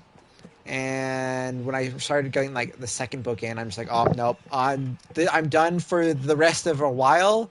I'm just doing Brandon Sanderson, and I went through it, and now like I'm a mega reader. I read 100 books or more every year, Yep. and so I part of that is going through at least the majority of his titles every year because I just love going Yeah. back to him. They're like my comfort book. Like people talk about having a Oh. comfort show, where like you just like go in Uh-huh. and just like what everything that's going on, and you just like love the characters and the story.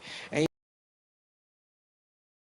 um, I have comfort books, and some of my comfort books are all of Brandon Sanderson now. Right. My um, biggest comfort book is the second set of Mistborn books. yeah, the Wax and Rain. Mistborn. Oh, Yeah. we haven't even talked about the two Way. eras of this, and that's such a great What? idea of something to be able to Yeah. discuss. That's true. When Sanderson proposed these books, he proposed a trilogy of trilogies. Yes, Now it's actually going to be four sets because the one he's finishing up now, he added after the fact. But um, yeah, he uh, he proposed this trilogy of trilogies. So the first era is the dictator, the evil overlord who had won the day and is now ruling and the and world. and with the like the feel and like Oh beat yeah, of it, it's kind uh-huh. of like that iconic classic fantasy. Like you Oh imagine definitely. yourself in a fantasy world. That's that's the world we see ourselves in the first era. Yeah, Renaissance clothes and everything else is straight up fantasy. Yeah, Yeah. that's how I Um, see it. yeah, it's a pretty iconic. If you read fantasy, you're kind of in a familiar stomping ground world-wise, Very, in very the era type of feel. I mean, every like plants being brown is kind of a different world kind of feel, and things like that being and right. some ashes and not being able to see stars because of the clouds of mist. Like some of those things, now that I think about it, are a pretty unique world, but it's It familiar in its yeah. tone of the world. Yes. His Um, world building is so good and such that you don't necessarily have to grasp all of the nuances. You can get it. It's Also, fine. he Yeah. trusts you as a reader that he doesn't like just explain blah blah blah. This is how the world is. Right. and this is how the world got there. This kind of throws you in there, and his writing's Uh-huh. strong enough that you go, oh, interesting. Oh, they don't know what stars are. Oh, interesting. There is, all this. And you kind of discover it as you go along, and you find that every single planet that he has in the Cosmere universe, which is part of what the Mistborn series is in, is very unique, very different, Yep. and all also fit together, which is just remarkable to me to Right. have all of those It things like linked it's that way. incredible, right? His mind is just is all the time. Yeah, Just yeah. The second set, which is my absolute favorite, my favorite characters are Waxen Wayne and Steris. yeah. Um, the it's more of a Victorian slash Western, Mm-hmm. which is just so fun to read with all of the fantasy elements that are in it. Right? Like, You're it blows me away. I've never heard of such a thing before this. right. Um, like a fantasy western. Uh What? huh. I mean, I guess I've Right. heard of cowboys and aliens, but that's something we mostly try to forget. Not, oh, like. I love that movie. It's Harrison Ford's best. What are you talking Oh about? my goodness. No, not Oh. really. But it was pretty fun. Yeah, it's got some fun things to it. Oh man, someone's hunting You're you. being hunted. Um, but yeah, like there's things that you go, these don't go together, and he's Yeah. like, why not? Why Let's not? make them go together, and Uh-huh. he does, and then you're like, wow, they can go together. Oh yeah, knocked that guy down. I'm like, they can barely see them. They are little dots to me. Um, oh, but I'm doing it. I'm shooting these people from way, way off. I kind of hope they bring sniper rifles back. Yeah, 'Cause- I see myself as a bit of more of a sniper than I initially thought of myself as. I have one flame arrow, so I really want to like save that.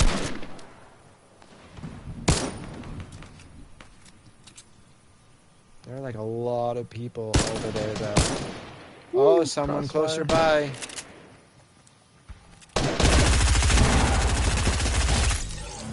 Boom, dead. Oh, and they've Nice. got arrows. Come here, arrows. Yay. For me, um, I love the second era, specifically in how unique it was for me. Like that Yeah. was a different experience than I had been in, and it was also kind of a breath of fresh air when I was really saying, you know what, I really want to explore a lot of fantasy.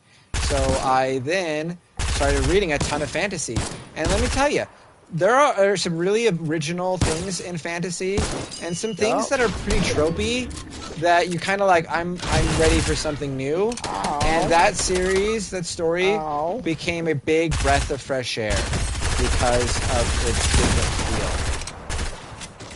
Yeah. Have fun with that. Oh my They shot me gosh. dead. Oh my gosh.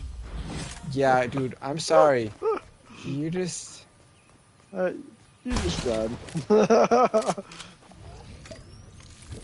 I don't know, you're there, and. Um. So are they. So are they. Ooh, Are there's a you big old outside gold or gun inside of the circle? there. I was outside. Oh, yeah, Ooh, take they're that, shooting. bad guy. Whoa! First. You know, it was worth it. It was worth it. Nice. It was worth it. All right, so Merculus, in other words, he regards the intelligence of the reader with respect, it's challenging. Yes, totally, Merculus. That's exactly it. And I do want to go back towards your comment about Star Wars. Reading it up. I'm going to finish this thought. Would you see what you're saying? To undergo investigation and how the setting of Mistborn books came to be. Yes, definitely. And he respects you as an intelligent thinker and gives you just enough of these clues that you piece it together, and it's such a satisfying experience. All right, so Yeah. Merculus asked this a little Can bit I ago. start? Can I start? This is a great question. All right, did you read the question? Yeah. Yes. The Force. Well, the question is, how would the Force be viewed as a magic system? It Right. would be In a relationship to like total strict or not loose. strict? Uh-huh. Yeah, not strict. Uh-uh. It doesn't have any rules. The only kind of rule we sort of see about the Force is these aren't the droids we're looking for. Right? There you And and that that only applies to weak-minded people. That's it. yeah. Everything else is really very open, and there aren't rules that tell us what a Jedi can and can't do. Right? We And just kind of go along and find out. I'm going to put an asterisk there that it's loose in the movies. Like Princess Leia, as now like General Leia in the sequels, being able to like not breathe and pretty much keep herself alive in space. It's pretty much like the Force kind of saying, "I want you to stay alive." That was pretty much what it was. And other things, being able to force push or other types of stuff, you don't see some of these people saying, I would totally be doing all of these things with the Force. And it seems like even if you have a strong grasp of the Force, you're not able to necessarily control it. It's kind of almost has a will of its own, and they talk about it that way. So that's very, very loose as a magic system. That must But be why Obi-Wan couldn't force grab his lightsaber when Darth Maul kicked it over the edge. right, like these are the type of logic that we have to use. But also in the video games, we get to have a far more strict thing because it's popular enough of a story and a story like world that we have ultimately been given a more strict Force experience with Oh, this is gonna hurt. dude, there's some people right off the bat.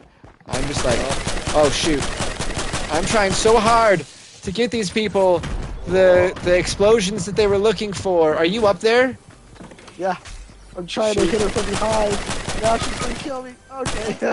Oh my gosh, I've got like They're shaking me down. ah! Oh, I tried to like pickaxe them to death. I was waiting at the door, all strategic like. Oh my goodness. But yeah, kind of with that though, the games made the Force far more strict. Okay. Because they would say, hey, you know, these are the abilities you can use. You can force push on command. You can do lightning if you choose darker side of the Force skills. And they even broke it up, lighter skills, darker side skills. And so in the movies, the Force is very, very loose. But ultimately, they learned and realized we can't make a story that uses the Force as a key mechanism in a game without giving it a stricter system, because you need those bounds in order to make that game challenging. And that is also really lends more towards it being compelling, I would argue. And that, I think those games really seriously affected that. But one of the first major games of the Star Wars video game world were not, let's use the Force and figure out how to use the Force. It was, let's fly fighter jets because we can wrap our head around magic flying spaceships that fly around on planets. We could make rules and bounds in order to be able to make that work. They could have a strict system to that. Or shooter games like Dark Forces, which was an early era first-person shooter or third-person shooter game, and that was a big aspect of that story. Was the shooting and that kind of thing, but it was not the Force because it wasn't a No. strict system. Right. Also, one thing that I would say it's interesting to note is a lot of the stories that involve a loose magic system, like Lord of the Rings or the Shannara series, right? Where Yeah. it's all about magic, it's all about that kind of stuff. But really, all of the key problems are not solved by magic because pretty much also all of the major characters are not magic users either. They are the old wise, side character. That's Uh-huh. who uses the magic, not the main character, because they can't have a weak magic system for a strong main character.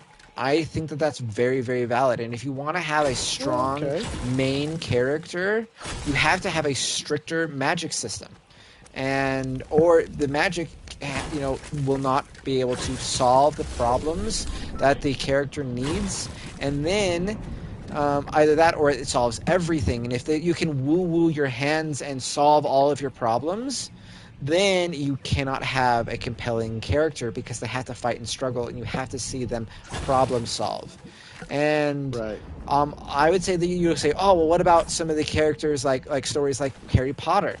Harry Potter has a relatively loose magic system with some caveats, but essentially you wave a wand, say a few magic words, and there's no limitations or repercussions, only based upon your knowledge. And knowledge can be a fair Uh-huh. limit, but really most of the things that they solve problem-wise inside of something like Harry Potter is how can we togetherness work and solve this problem. It's about Yeah. working together. It's about that collaboration of people. And the way they solve those problems, yes, is using magic, but it's not magic solving the problem, if that makes sense. And it's because Yeah. the magic can't ultimately just straight up solve their problem. It has to be them working together to solve the problem. Um, that's how that works. And you can have like lukewarm magic systems, I think. And I would probably call Harry Potter maybe more lukewarm. If we were talking about the hot or the strict or not strict, it's kind of in the middle. Uh-huh. And like another example of that, it's like Harry Dresden. Harry Dresden Uh-huh. definitely has a lukewarm magic system. You can pretty Yeah. much do anything you want, but they do make it have limitations on your physical body. On preparation is a big key that he talks about. Yeah. Knowledge. Knowledge, all those things. They do build a lot of bounds, and he has to solve that with his magic. But also, they give him a lot of other weaknesses and flaws. I hope to help compensate with the looseness of the magic, Yeah. and um, I don't know, all those types of things I think play in a big role when you're constructing a story, particularly one that involves any magic. I agree. It can't be the wave your hand and everything is better. Yeah. Or yeah. Because that's awesome when Gandalf does it. If Frodo Yeah. did that, that's not cool anymore. That's how I'd say it. Yeah. Yep. Ooh, if you come off of that zip line the wrong way, you're going down and hard. Um, Force powers according to Star Wars: Jedi Outcast, Jedi Knight, Light Side, Heal, Mind Trick, Sight, Dark Side, Drain, Grip, Lightning. Yeah. And that's kind of that yin yang. You see, those are like things that build in the light side of the Force and things that take or tear down on the other side. And I think that goes into the mythology of the yin yang of the Star Wars universe.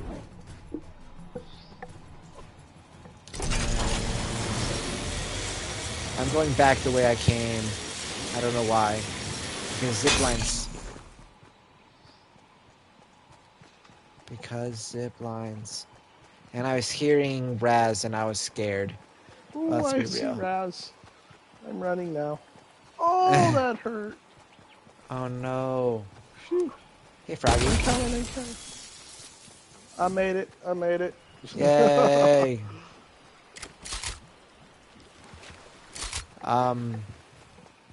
Yeah, I honestly, magic systems are fascinating, and if you guys are enjoying this kind of thing, you guys should look up Brandon Sanderson's Laws of Magic. He pretty much talks about Yes. a lot of the stuff that we're discussing.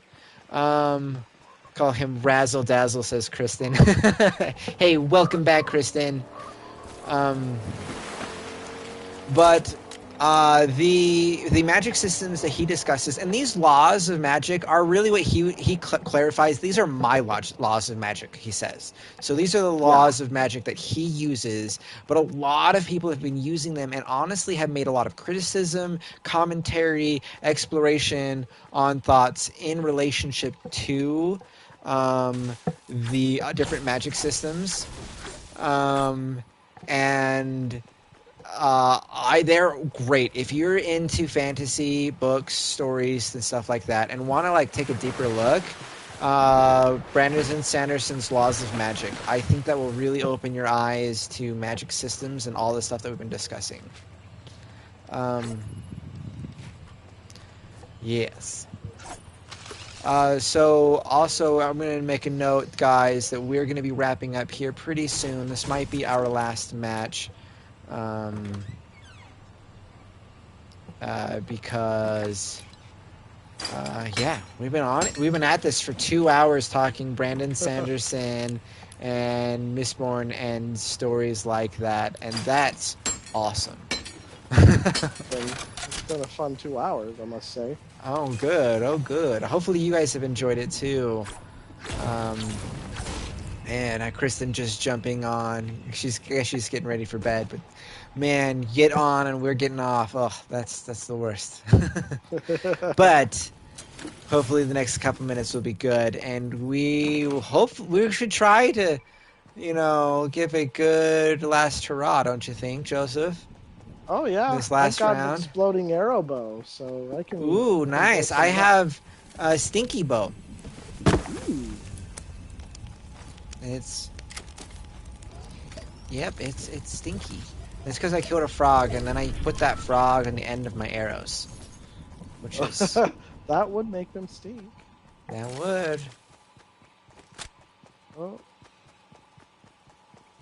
I'm gonna go in here, which is danger zone. Ooh, is someone talking to the corn on the cob? No. Thanks. We're getting on and off symmetry.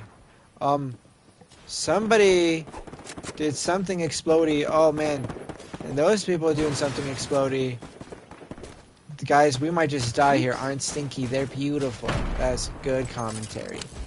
I like that. We should love all the frogs. Alright, I'm gonna totally... we got 2 people coming in, and they see me because I shot at them and totally missed, like, all the times.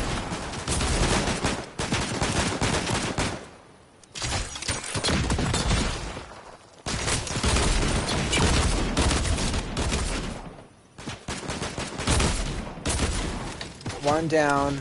Other guy over there. I can't quite see them. That was from you? Oh, they're over there. Take that. Hopefully you get stinked. You missed, but you looked cool, and that's what matters. Hey, thank you. Oh, man. Got it. Thanks, Kristen. All right, there's got to be one more person. So keep an eye out. A wary eye. Keep a wary eye out. Isn't it weather eye? Dude, I don't know sayings. I just say words. That's like literally how I operate. I just say stuff. And then I get proven ignorant. Whatever. Hey, here's a primal bow. Oh, you don't need that. You got a cooler bow. You got the cool bow. I got the lame bow. I have so much money. I do. Oh, shoot, storm. Let's hop in a car. Let's not die in a storm. That's not how I want to go out. I'm coming. How's the taxi? 30, 70. We're doing this one. We're in the back. He really doesn't know sayings. but it's fun to hear his version. Thank you. Oh no, my controller's going down. Oh gosh, I'm driving one-handed. Uh-oh. I did it, I did it.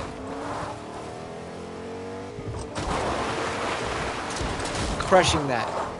Oh shoot, where am I going? I didn't like that tree anyways. This is how I am in all driving games. If you guys are really, really, really lucky, maybe I'll do a driving game on stream and you guys can see how utterly horrible I am at these style of games.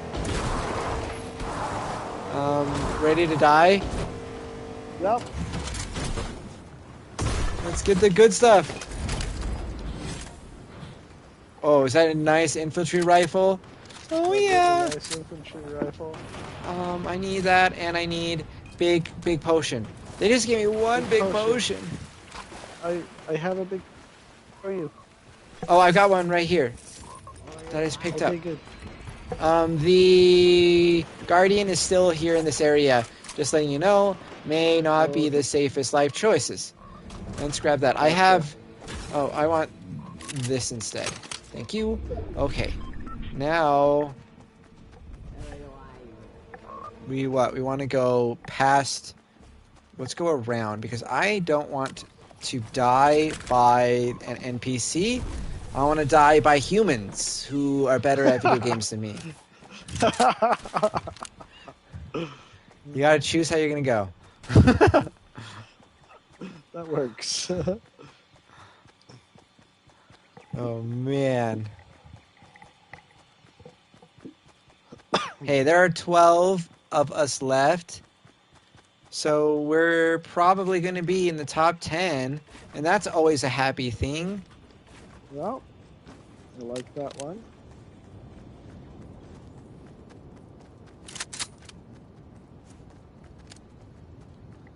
Ooh, on the street. That's like wasting of a bullet and just totally saying, here I am. Should we go up to the top of that building? Well, we can. The one? Uh-huh. No, that's probably not wise. And you don't have flame bows to light everything on fire, neither do I. I got a freaking stink bow. I have 7 exploding arrows. There was a guy there, and now I see a bunch of items. Did you get him? No. No, I did not. Got him, then. I see boars, I see raptors. We have a raptor. Thank you, NPC. Why always me?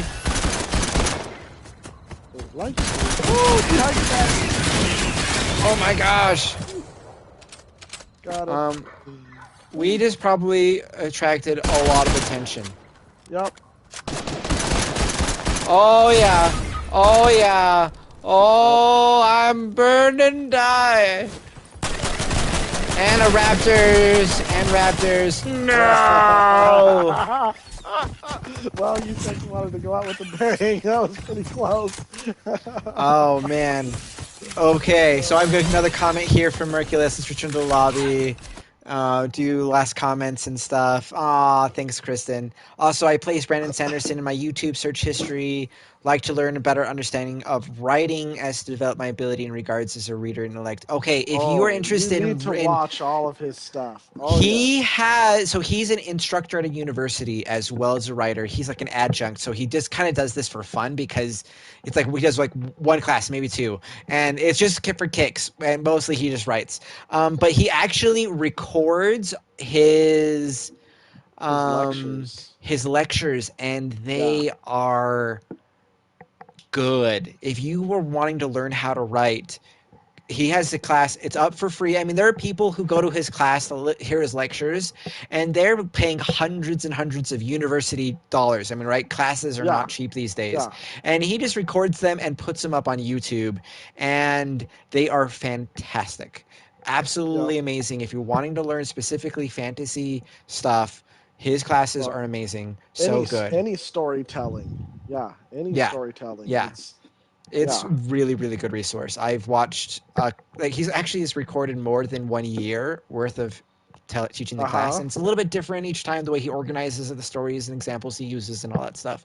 And I've watched more than one like season of his classes. I don't know how to describe that, and it's really Yes. cool. Merculus says, "Oh man, the NPCs need to take a chill pill, right? We got thrashed because of those raptors. But that's okay. Yep. It was good times." Thank you guys so much for joining in, for your support. Really, really appreciate it. You guys are amazing. And Joseph, thank you so much for joining in and being a part Oh, of the thanks. It was stream fun. and a big part of the conversation. And thank you guys again for all of that stuff. More things to be coming in all of this, and we will talk to you guys later. Yep, later, nerds. Thanks, Kristen. Talk to you guys later. Bye. Bye.